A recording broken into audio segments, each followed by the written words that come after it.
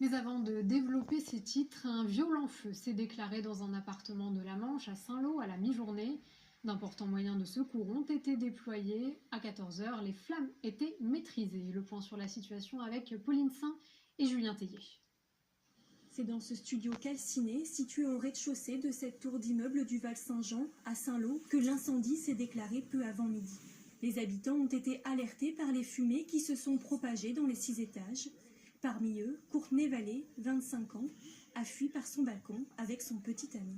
J'ai entendu de au loin appeler les pompiers. Je me suis dit bon, quelqu'un a fait un malaise, quelque chose comme ça. Donc je me suis dit bon. Et puis après j'entends l'alarme incendie. Je me dis ah c'est bizarre. Et donc du coup je me suis levée, j'ai passé la tête par le balcon. J'ai vu les flammes, j'ai fait ok il y a le feu là. Du coup moi j'ai juste pris les caisses des chats, j'ai mis les chats dans la caisse un peu vite.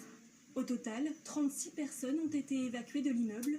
9 d'entre elles, dont une femme enceinte, ont été transférées vers le centre hospitalier de Saint-Lô. L'habitant de l'appartement sinistré n'a pas été retrouvé dans les décombres par les pompiers. Cet homme, âgé d'une trentaine d'années, qui vit seul, souffrirait du syndrome de Diogène. Le syndrome de Diogène, c'est un effet d'accumulation de matériaux dans l'appartement. Donc ça complique notre intervention sur 2 plans. Le premier, c'est qu'il y a un fort pouvoir calorifique qui alimente l'incendie. Et le deuxième, c'est que ça complique les accès. Les opérations de désenfumage sont terminées. La maire et les secours s'attellent désormais à faire un état des lieux de l'immeuble. Cette dernière étape dira si une solution de relogement est nécessaire pour les victimes.